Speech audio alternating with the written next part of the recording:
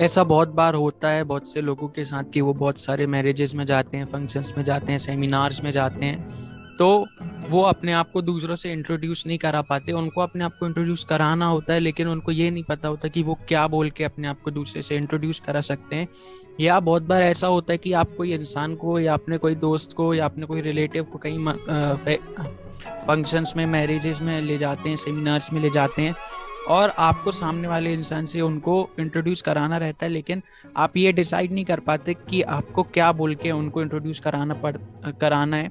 तो ऐसे लोग जिनको ये नहीं पता, तो उनके लिए इस वीडियो में कुछ फ्रेजेस हैं। इन फ्रेजेस की हेल्प से आप ये सीख जाएंगे कि आपको अपने आप को इंट्रोड्यूस कैसे करना है, दूसरे को इंट्रोड्यूस कैसे कराना है। तो आइए देखते हैं ये कौन से फ्रेजेस हैं जो आपको और आप जिसको अपने साथ ले जाते हैं उनको इंट्रोड्यूस कराने में हेल्प करेंगे आपकी।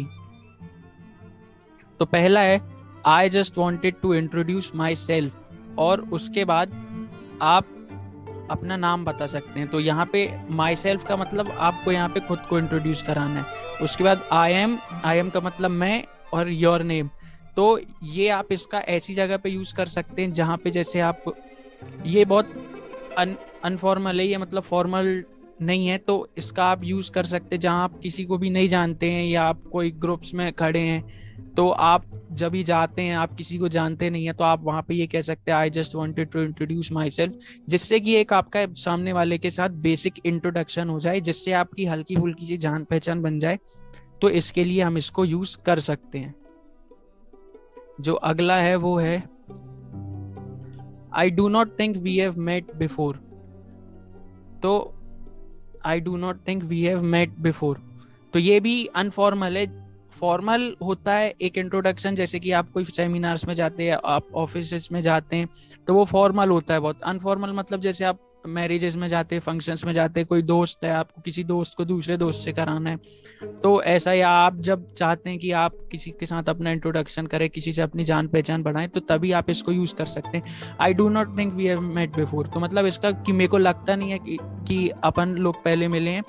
तो I do not think we have met before, और उसके बाद आपका नाम। तो आप ऐसे अपने आप को इंट्रोड्यूस कर सकते हैं। तो ये भी एक तरीका है अपने आप को इंट्रोड्यूस करने का। इसके बाद जो है वो है दिस इज। जैसे कि जब भी कभी आप कोई फोन में आप करते हैं या किसी को आप ईमेल करते हैं, तो आप ये इसका यूज कर सकते हैं, दिस इज, और उसके बाद आपका नाम। उसके बाद जैसा कि मैंने आपको वीडियो के शुरू में बताया था कि आप किसी को अगर अपने साथ में ले जाते हैं, तो आप ऐसा भी कह सकते हैं कि I would like you to meet, I would like you to meet, और उसके बाद जो आपके दोस्त का नाम होता है आप वो कह सकते हैं। उसके बाद हैव यू मेट। उसके बाद जैसे कि आप कभी कोई फंक्शंस में जाते हैं, कोई शादी में जाते हैं, या कोई आप सेमिनार में भी जाते हैं, तो जैसे कि आपको किसी का इंट्रोडक्शन कराना है दूसरे से, तो हैव यू मेट मतलब कि क्या आप इनसे मिले अभी तक, मतलब आपको इतना टाइम हो गया है लेकिन क्या आप अभी तक इनसे मिले। तो जब भी आपको कभी ऐसा करना होता, तो आप ये हैव यू मेट का यूज कर सकते हैं। जो अगला है वो है, जैसे कि आपका एक दोस्त है, अब आप उसको कहीं लेके गए, तो अब आपको उसको किसी से इंट्रोड्यूस कराना है, तो आप बोलेंगे कि चलो हम तुमको इससे इंट्रोड्यूस करा देते हैं। तो जो सामने वाले से आपको इंट्रोड्यूस कराना है, तो आप उससे बोलेंगे I would like to introduce you to, मतलब मैं आपको इनसे मिलाना चाहूंगा, या मैं आपको इनसे मिलाना चाहता हूं। तो आप ऐसे करके भी इंट्रोडक्शन अपना करा सकते हैं, अपने दोस्त का इंट्रोडक्शन करा सकते हैं।